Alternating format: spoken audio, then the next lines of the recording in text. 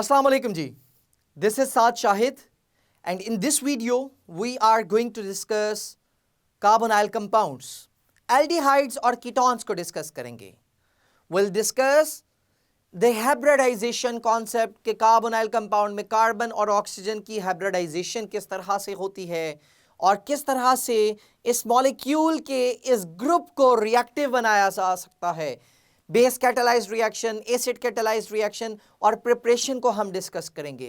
Reactivity किस तरह से इंक्रीज हो सकती है, what is the trend of reactivity and the strength of boiling points, इनको हम डिस्कस करेंगे इस वीडियो में along with the past paper questions. MDCAT के क्वेश्चंस को डिस्कस करेंगे. So let's move to the light board to start this topic. In this video, we are going to discuss carbonyl compounds. Carbonyl compounds क्या होते हैं? वो compounds जिनमें carbonyl group मौजूद हो. और carbonyl group किसको कहते हैं बेटा? CO bond जो double bonded होते हैं कार्बन और oxygen, that is called as carbonyl compound, जिसमें आते हैं aldehydes and ketones. So it means we are going to start discussing aldehydes and ketones. So let's start towards carbonyl groups. सबसे पहले carbonyl compounds में जो carbonyl group होता है उसको हमने अंडरस्टैंड करना है. बेटा carbonyl group क्या होएगा? That is C double bond O और दोनों साइड्स इसकी ओपन हैं.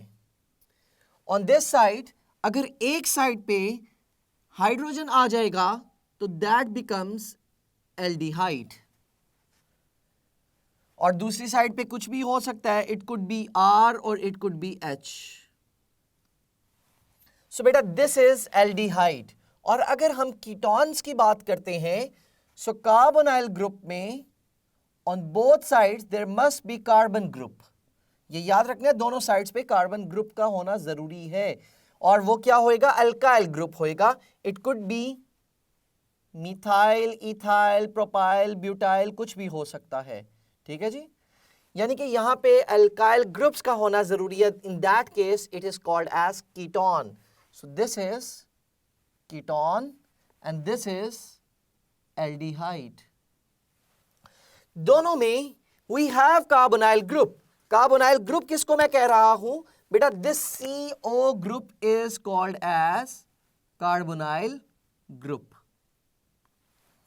अब इसको अंडरस्टैंड करना जरूरी है कि कार्बोनाइल ग्रुप में we have carbon and we have oxygen. बेटा जिसमें दो तरह के बॉन्ड्स हैं. यहां पे we can C the double bond in between these two atoms.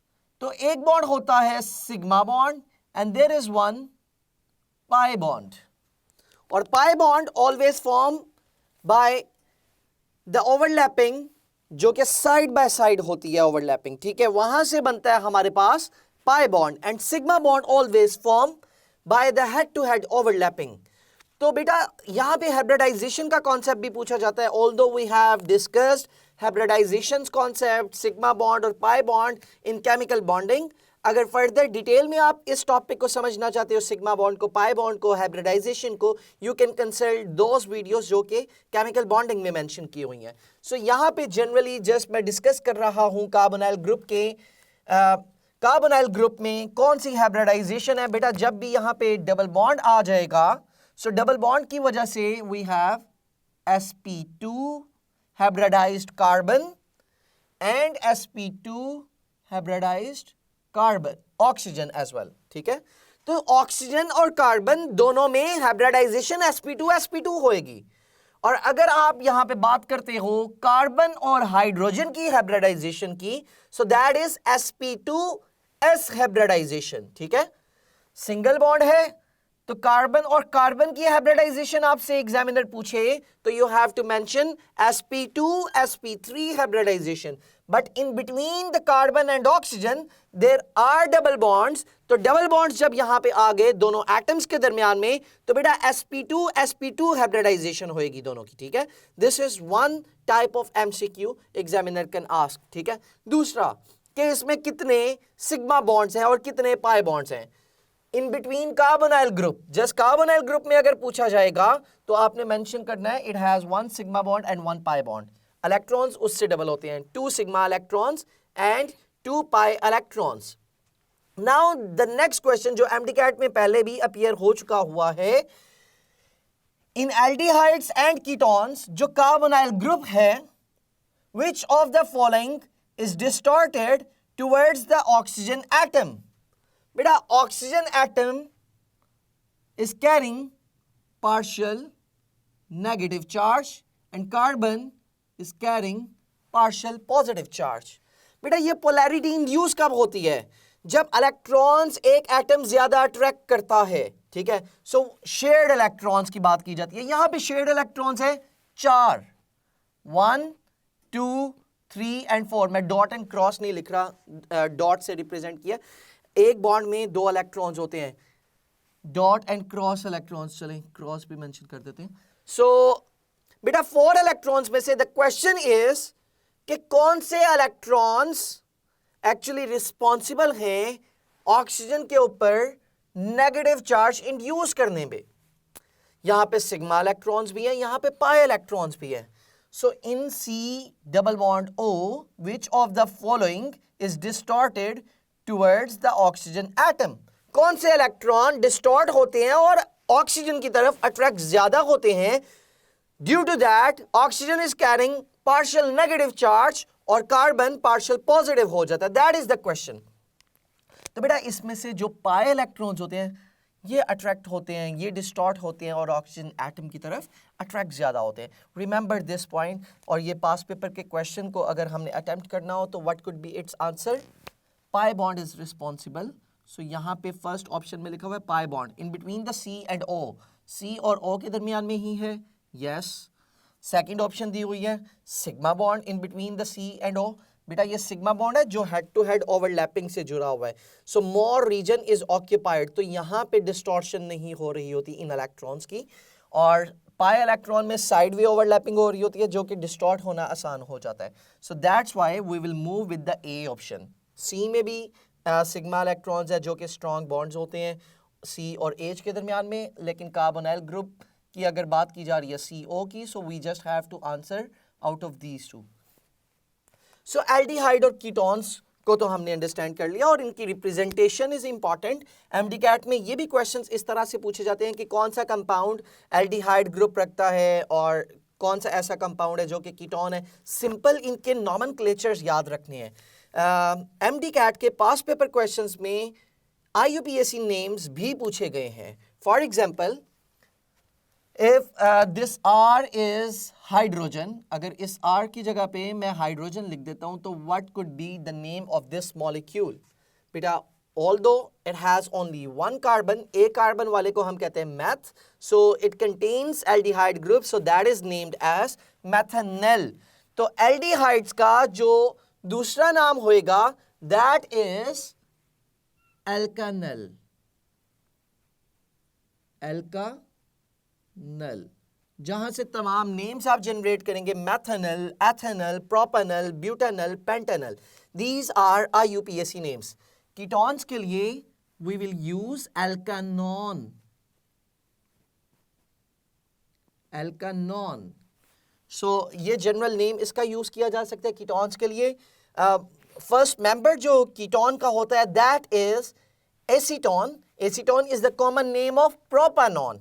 सो यानी कि फर्स्ट मेंबर जो कीटोन का होता है it starts with the 3 carbons. So 3 carbon वाला जो कीटोन होता है that is named as propanone. फिर आएगा butanone, then we have pentanone, hexanone, heptanone, octanone. So जैसे जैसे कार्बन्स बढ़ते जाएंगे हम उनकी नेमिंग भी चेंज करते जा रहे हैं. मैथ से eth, prop, but, pent, hex, hept, oct, non and dec. So बेटा कार्बोनाइल ग्रुप की तरफ वापस आते हैं. कीटोन्स के मेंबर्स हैं और यहां से ही मैं रिएक्टिविटी ट्रेंड थोड़ा सा अगर डिस्कस करूं तो एक पॉइंट याद रखना है आपने जो कि बड़ा आसान सा पॉइंट है. जितने ज्यादा R अटैच होते जाएंगे कार्बोनाइल ग्रुप के साथ उतनी ही रिएक्टिविटी डिक्रीज करती जाएगी. अगेन रूल सुने. नंबर ऑफ अल्काइल ग्रुप्स अगर अटैच होते जाएंगे CO के साथ उतनी ही रिएक्टिविटी कम होती जाएगी। फॉर एग्जाम्पल यू हैव मैथेनल, ये मैथेनल है, इसके दोनों साइड्स पे H है, तो बेटा मैथेनल रिएक्टिव ज्यादा है, HCOH ज्यादा रिएक्टिव है। अगर एक तरफ R आ गया और दूसरी साइड पे H ही है तो बेटा R आने की वजह से रिएक्टिविटी डिक्रीज हो गई। सो नंबर ऑफ R अगर इंक्रीज करेंगे तो कार्बोनाइल ग्रुप की रिएक्टिविटी डिक्रीज करेगी। Are you getting this point? तो बेटा दिस बिकम्स मैथेनल से एथेनल, प्रोपेनल, ब्यूटेनल, पेंटेनल, यानी कि नंबर ऑफ कार्बन्स इंक्रीज करते जा रहे हैं एल्डिहाइड्स में, तो रिएक्टिविटी डिक्रीज होती जाएगी। रिमेंबर दिस पॉइंट, रिएक्टिविटी और बॉइलिंग पॉइंट एक दूसरे के ऑपोजिट होते हैं। सेकंड कॉन्सेप्ट ये याद रखना है, रिएक्टिविटी और बॉइलिंग पॉइंट एक दूसरे के फिर ऑपोजिट होंगे। सो अगर इस की कॉन्सेप्ट को मैं समझता हूं तो वी कैन से अगर ये ज्यादा रिएक्टिव है तो it means it has lower boiling point. Ethanal का बॉइलिंग पॉइंट उससे ज्यादा होएगा, प्रोपेनल का उससे ज्यादा होएगा। सो अगर दोनों साइड्स पे बेटा आर ग्रुप आ जाता है so it becomes ketone. So now we have ketone. तो बेटा कीटोन की रिएक्टिविटी उससे भी कम हो गई। This is the trend of reactivity.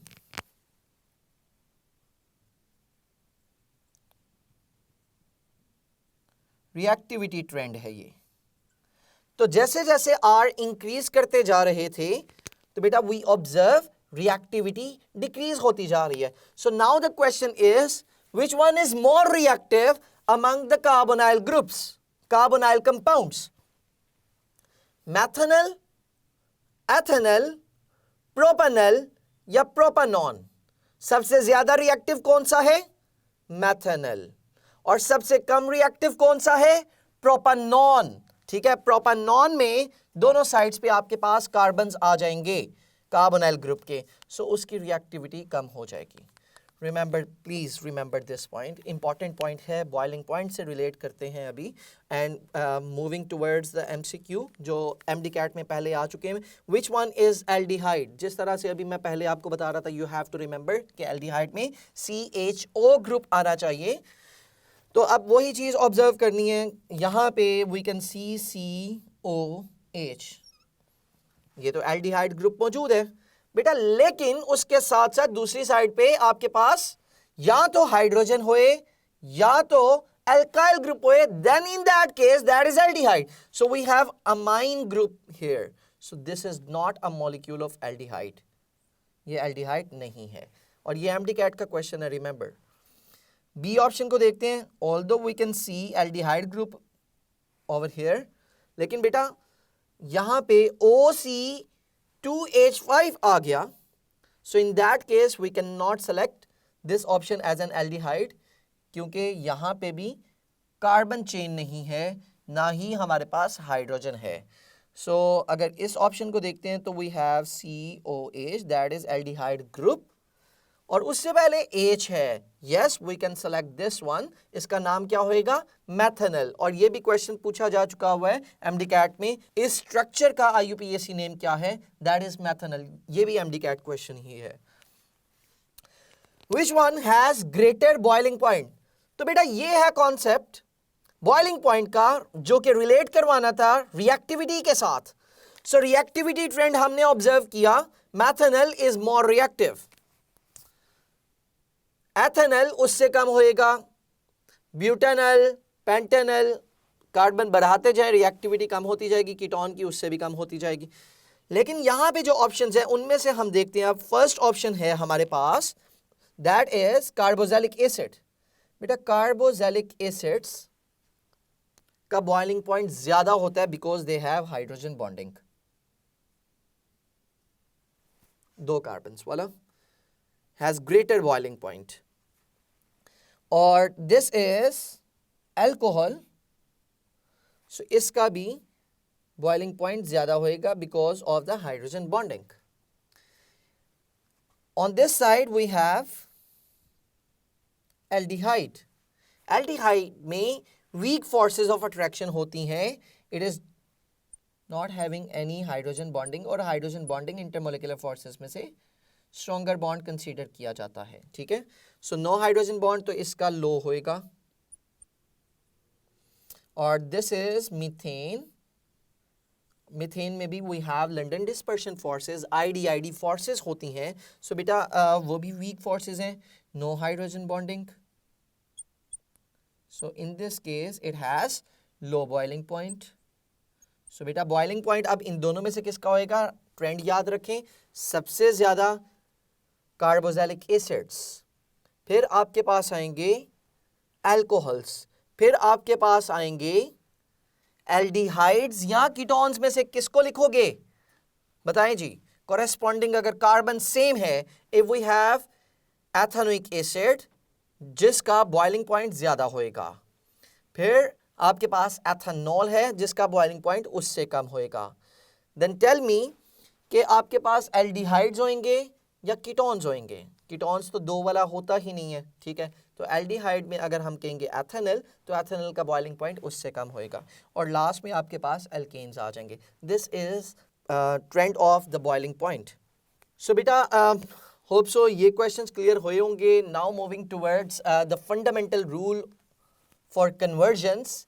आपको लास्ट वीडियो में भी मैंने एक पॉइंट कहा कि बेटा if you want to understand the concept, real concept, actual concept of organic chemistry, so please relate one functional group with other one. उसको next से relate करो और उसको next से relate करो. So in this way you can understand, you can develop your actual concept, theory को relate करवाओ एक दूसरे functional groups के साथ. So यहाँ पे मैं कुछ की concept बता रहा हूँ, हर जगह पे use होंगे. बेटा if you have alkane,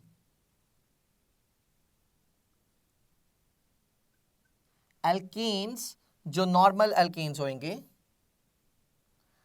बेटा, it's oxidation will give you alcohol. 1 O लिख रहा हूं, that is primary alcohol. Primary alcohols की oxidation will give you aldehyde. Aldehyde की oxidation will give you carboxylic acid, और कार्बोक्सिलिक एसिड की oxidation will give you carbon dioxide and water molecule. So ये process इसी तरह से, ये chain mechanism याद रखना है आपने. और अगर सेकेंडरी अल्कोहल्स आपके पास होते हैं, if you have secondary alcohols, बेटा इनकी oxidation will give you ketones, और कीटोन्स की फर्दर ऑक्सीडेशन नहीं होती.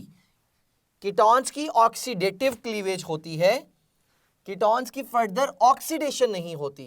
कीटोन्स डिहाइड्रेशन शो करके वापस एल्कीन्स में कन्वर्ट हो जाते हैं, दैट इज पॉसिबल. ठीक है, लेकिन ऑक्सीडेशन नहीं होएगी. इसकी ऑक्सीडेटिव क्लीवेज हम पढ़ेंगे.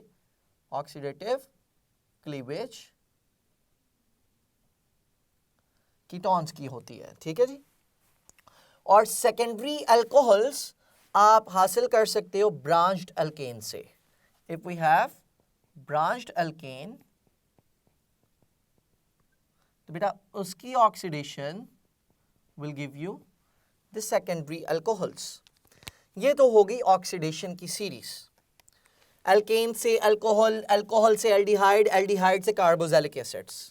रिमेंबर वन पॉइंट कि जो एल्डिहाइड्स होते हैं, एल्डिहाइड्स फर्दर कार्बोक्सिलिक एसिड में खुद कन्वर्ट हो जाते हैं, ऑक्सीडेशन इनकी फर्दर हो जाती है. अगर हम एल्डिहाइड को हासिल करना चाहते हैं, we have to distil aldehyde as early as possible. ठीक है, जैसे ही रिएक्शन कंप्लीट होता है, ऑक्सीडेशन हो जाती है, सो हमें एल्डिहाइड को रिमूव करना होगा। So how can we identify कि ऑक्सीडेशन हुई है या नहीं हुई? सो ये कैसे पता चलेगा? बेटा ऑक्सीडाइजिंग एजेंट्स हम यहाँ पे यूज करते हैं, ऑक्सीडाइजिंग एजेंट्स। ऑक्सीडेशन में we have to use oxidizing agents, जो कि मोस्टली यूज किए जाते हैं K2Cr2O7 इन एसिडिक मीडियम। इसी की जगह पे सोडियम भी यूज कर सकते हो because both belongs from the group 1। Sodium chromate भी यूज कर सकते हो, सोडियम डाइक्रोमेट, पोटेशियम डाइक्रोमेट है। सो बेटा पोटेशियम डाइक्रोमेट का जो कलर होता है that is orange, orange shade होता है, और ये कन्वर्ट हो जाता है बेटा ग्रीन में, कलर में चेंजिंग आ जाएगी। So we can use this observation कि ऑक्सीडेशन हो गई है, एल्डिहाइड बना है, फौरन से इसको डिस्टिल करवा लिया जाए, निकाल लिया जाए। अदरवाइज वो एल्डिहाइड फर्दर कन्वर्ट हो जाएगा कार्बोक्सिलिक एसिड में and you will get the carboxylic acid. बेटा रिवर्स प्रोसेस ऑक्सीडेशन का होता है that is reduction. The reverse process of oxidation is called as reduction. So reverse process move करेगा और reduction start हो जाएगी। सो यानी कि एल्डिहाइड से we can get alcohols, primary alcohols. Aldehyde की रिडक्शन करें तो we can get primary alcohols, primary alcohols की रिडक्शन करें we can get alkanes. Carboxylic acid से we can make alcohols, carboxylic acid से we can prepare alkanes. So ketones की reduction से we can get secondary alcohols, secondary alcohols की oxidation से ketones, और ketones की रिडक्शन से secondary alcohol. Remember this sequence. बेटा अगर चेन मैकेनिज्म क्लियर कर लोगे इंशाल्लाह तमाम चीजें आपकी कवर अप हो जाएंगी। So I am writing this point over here, reverse process is reduction.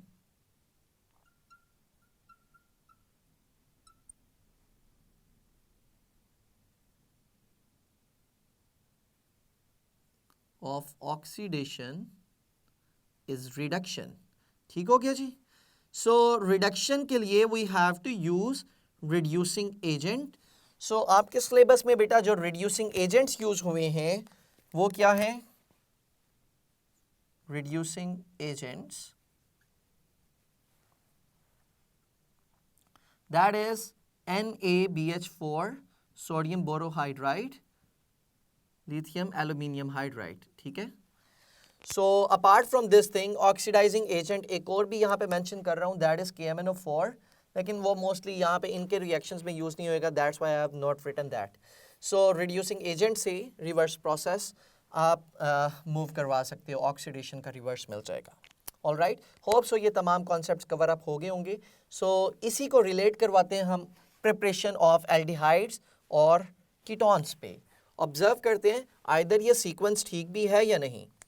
सो बेटा if we have methanol, methanol की ऑक्सीडेशन करते हैं in the presence of platinum that is used as a catalyst, और asbestos, platinum asbestos use करते हैं, और copper tube में 300 degree Celsius पे ये प्रोसेस मूव जैसे ही होएगा। सो बेटा ये मेथनॉल जो है that is CH3OH. This is the actual structural formula of methanol ना।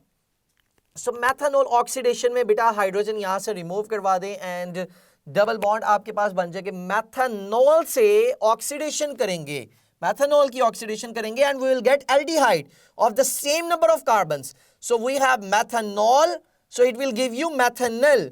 If you have ethanol it will give you ethanal. So ये कॉन्सेप्ट को अंडरस्टैंड करना है।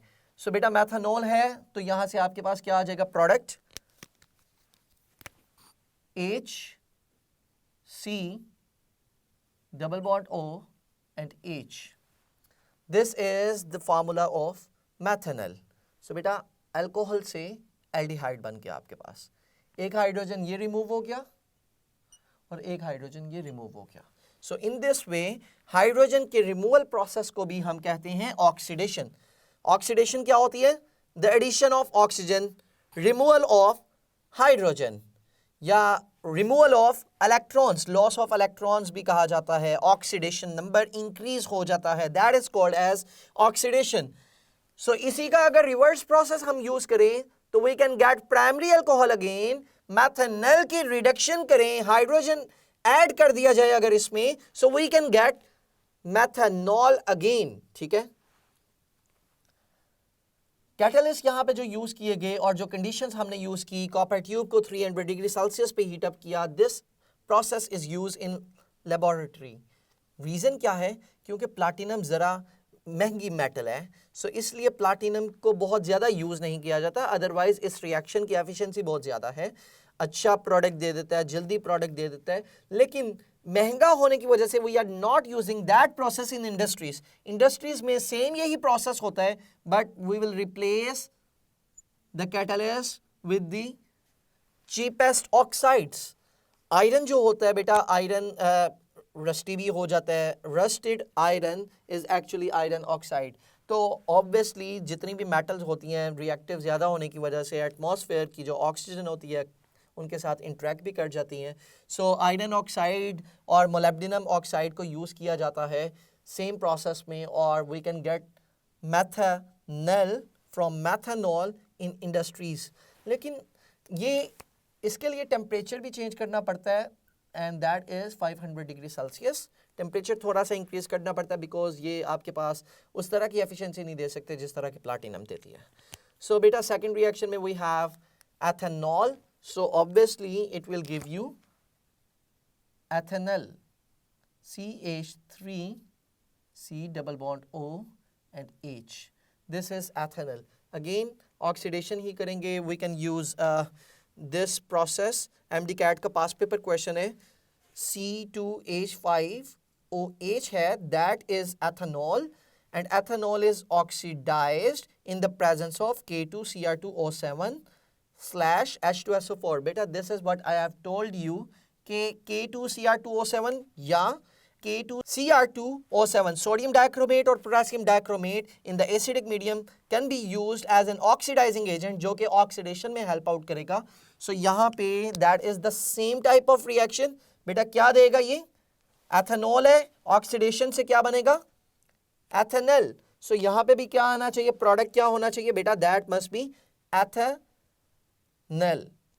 लेकिन एक चीज आपको बताई थी कि एल्डिहाइड्स रिएक्टिव ज्यादा हैं, रिएक्टिव ज्यादा होने की वजह से दे कैन फर्दर प्रोसीड और फर्दर आगे आपके पास कार्बोक्सिलिक एसिड्स मिल सकते हैं अगर आप इसको डिस्टिल नहीं करते।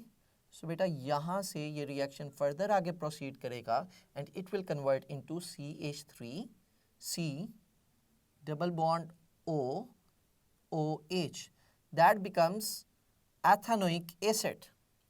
so यानी कि Na2Cr2O7 H2SO4 की प्रेजेंस में जब रिएक्शन करोगे it is not going to stop at this point, further oxidize होके कन्वर्ट हो जाएगा कार्बोक्सिलिक एसिड में।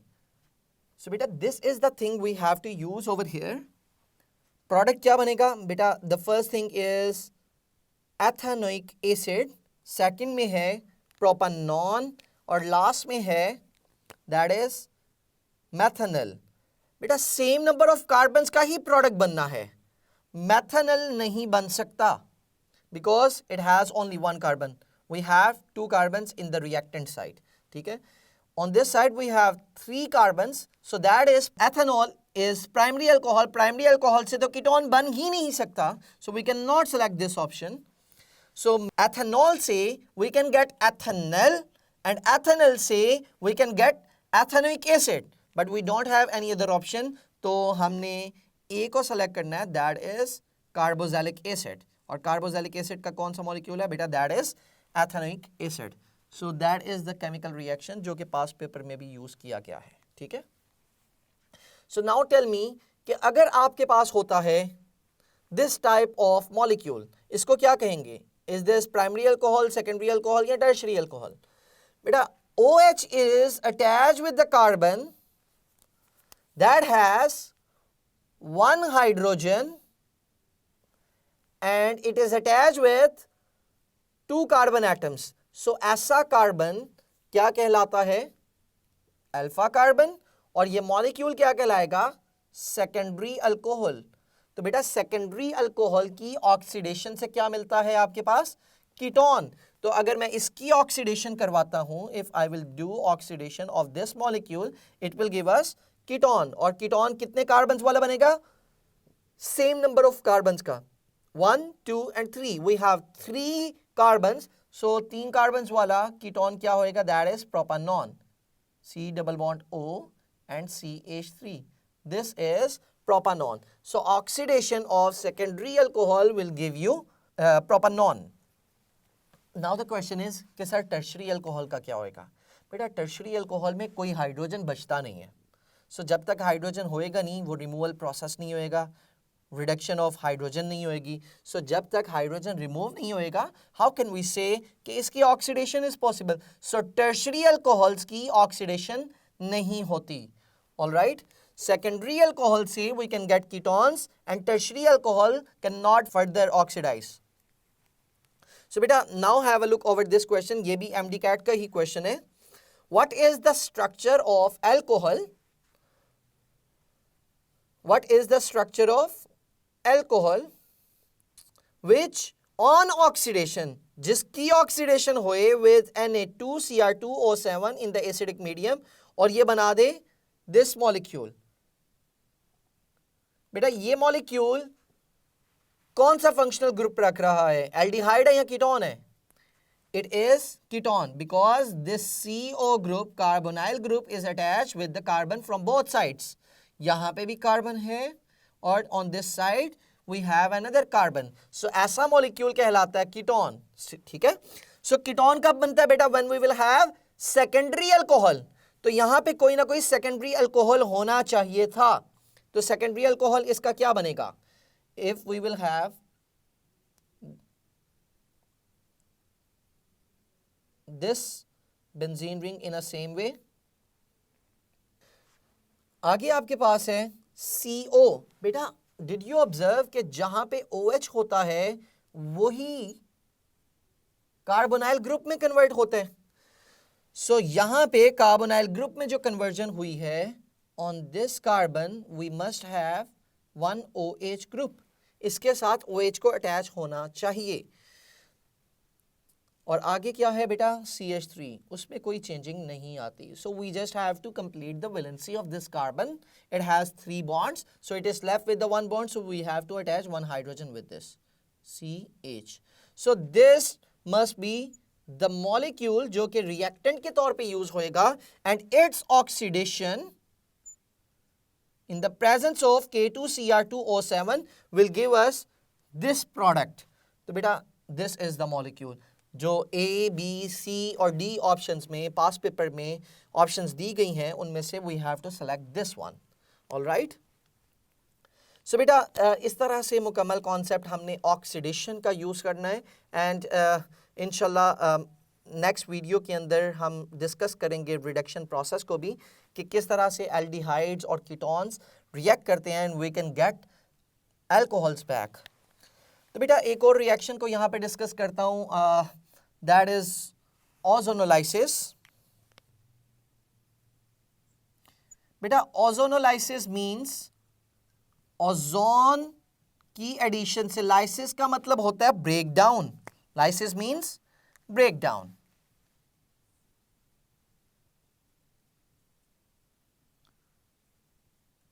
जैसे ही ओजोन पास किया जाता है मॉलिक्यूल में से, तो molecule will break down. So किन मॉलिक्यूल्स में से ओजोन को पास करते हैं and we can get aldehydes and ketones? बेटा दैट इज एल्कीन। एल्कीन में से ओजोन को पास करेंगे and it will break down. जहां पे डबल बॉन्ड होएगा वहां पे ब्रेकेज हो जाएगी। So carbon carbon double bond जहां पे है, डबल बॉन्ड यहां से ब्रेक डाउन हो जाएगा और जो भी मॉलिक्यूल्स होंगे वो सेपरेट हो जाएंगे। फॉर एग्जाम्पल अगर आपके पास on this side we have hydrogens, so बेटा एक प्रोडक्ट यहां पे क्या बनेगा? ओजोन की एडिशन करने से एक प्रोडक्ट आपको क्या मिलेगा? CH and O। जहां पे ब्रेकेज होएगी it will make a bond with the oxygen ozonolysis से। और इस साइड पे if you have R and R, so बेटा you will get the same product R, C, double bond O and R. For example, ozonolysis of 1-butene अगर आपसे पूछा जाता है तो उसका प्रोडक्ट क्या होएगा, this is what you have to mention. ठीक है, क्वेश्चन क्या है, ओजोनोलाइसिस को किस तरह से आपने अंडरस्टैंड करना है, जहां पे डबल बॉन्ड है वहां पे ब्रेकेज कर दें and it will separate into segments. ठीक है, और ये ए लेवल्स में ये रिएक्शन नहीं मौजूद, तो ए लेवल्स के जितने भी स्टूडेंट्स हैं, जितने भी ए क्यू ए के स्टूडेंट्स हैं, बेटा प्लीज रिमेंबर दिस पॉइंट कि ओजोनोलाइसिस में ओजोन को जब हम ऐड करते हैं it will break down the alkene molecule, जहां पे डबल बॉन्ड होएगा वहीं पे क्लीवेज हैपन हो जाएगा। ठीक है, सो 1-ब्यूटीन कहा गया है, सो बेटा 1-ब्यूटीन में on this side we have hydrogens and it is attached with 1, 2, 3, 4 carbons and 1. So molecule जैसे ही ये break down होएगा by passing ozone, so product क्या बन जाएगा जी, एक तरफ से तो बनेगा methanol and from the other side we will get C2H5 C, O and H. We will get this propanol. So बेटा एल्डिहाइड्स नहीं बनना है। ठीक है, इन दिस केस एल्डिहाइड बनेंगे दोनों साइड्स पे, एक बन गया मैथनल और एक बन गया propanal. So now I am asking one question to you and you have to answer that particular question in the comment box, or let me write down that question over here.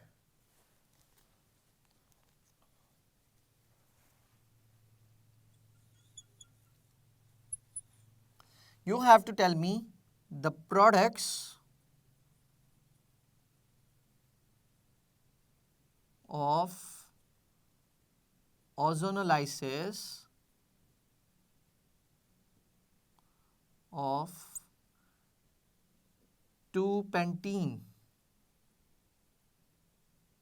2-pentene molecule use करें और उसकी ozonolysis करके आपने final product comment box में mention करने हैं, products of ozonolysis of 2-pentene। ठीक है, this is the question for you and you have to answer me in the comment box. So now moving towards the next question, बेटा that is the concept again, ये preparation से ही relevant है, aldehydes और ketones की dry distillation हमने करनी है। If we have this molecule, this is known as calcium acetate, 2 carbon है, एसीटेट इसको कहेंगे calcium acetate, this is calcium और फॉर्मिक एसिड से ये बना है। सो बेटा अगर सिर्फ ये मॉलिक्यूल हम यूज करते हैं, इसको ब्रेक डाउन करें, ड्राई डिस्टिलेशन इसकी करें, तो बेटा ड्राई डिस्टिलेशन जैसे ही होएगी मॉलिक्यूल यहाँ पे ब्रेक डाउन हो जाएगा। किस तरह से ब्रेक डाउन होएगा, this is calcium and this becomes CO3, तो कैल्शियम कार्बोनेट अलग हो गया and we will get the remaining molecule. Remaining molecule क्या होएगा, CH3COCH3, that is propanone. This is the concept of dry distillation. ठीक है, और अगर we are using a mixture of this molecule and this molecule, तो बेटा again यहां से भी कैल्शियम कार्बोनेट ने ही अलग होना है। Now in that case if we have a mixture, तो ये जो CH3CO है, this one will combine with this one, और आपके पास प्रोडक्ट क्या आएगा, CH3COH, and similarly this CH3 will make a bond with this one. Again आपके पास जो सेकंड प्रोडक्ट आएगा वो क्या होएगा, CH3CO and H. This is called as ethanol. Ethanal के मॉलिक्यूल्स होंगे when we are using a mixture. और जब जस्ट आपने कैल्शियम एसीटेट यूज किया है that will give you ketone. So बेटा कीटोन और एसिटल्डिहाइड को we can obtain through dry distillation of the calcium salts. Calcium के जो सॉल्ट्स होंगे एसिटिक एसिड के और फॉर्मिक एसिड के, उनके through we can get these molecules. ठीक है. सो होप सो ये जितनी भी हमने प्रिपरेशन को डिस्कस किया है you can answer these type of questions. और इसी की नेक्स्ट वीडियो में वी विल इंशाल्लाह डिस्कस द रिएक्शंस और रिएक्टिविटी कॉन्सेप्ट्स को डिस्कस करेंगे, किस तरह के रिएक्शंस होते हैं, और आइडेंटिफिकेशन टेस्ट को डिस्कस करेंगे and will complete aldehydes and ketones. So stay tuned with us and if you have any query regarding aldehydes and ketones वो भी अपने क्वेश्चंस को मेंशन करें कमेंट बॉक्स में so that we can give our feedback to clarify your queries. Thank you very much. So students we covered the first topic of aldehydes and ketones जिसमें हमने reactivity trend को discuss किया, boiling points को discuss किया and the concept of preparation we discuss thoroughly. और एक reactivity series, oxidation series और reduction की सीरीज़ को आपको समझाने की कोशिश की है. बेटा रिमेंबर दैट सीरीज़, वो इंशाल्लाह आपको मुकम्मल ऑर्गेनिक केमिस्ट्री में काफ़ी ज़्यादा हेल्प आउट होएगी and create linkages from one functional group to other functional group. मैं बार बार ये स्टेटमेंट यूज़ करता हूँ कि क्रिएट करो लिंकेजेस एक फंक्शनल ग्रुप का और दूसरे फंक्शनल ग्रुप के साथ, कि किस तरह से you can create different reactions, किस तरह से आप उनमें कन्वर्जन्स एक दूसरे की कर सकते हो. सो प्रिपरेशंस में भी we used most of the content related to the oxidation concept. तो ऑक्सीडेशन ही ज़्यादातर यूज़ किया है एंड ड्राई डिस्टिलेशन को हमने कवर अप किया है. सो इंशाल्लाह नेक्स्ट वीडियो में विल डिस्कस रिएक्टिविटीज़, रिएक्शंस को डिस्कस करेंगे, एसिड बेस कैटालाइज्ड रिएक्शंस को डिस्कस करेंगे, ऑक्सीडेशन और रिडक्शन को डिटेल में डिस्कस करेंगे. So stay tuned with us for the upcoming videos. Thank you very much.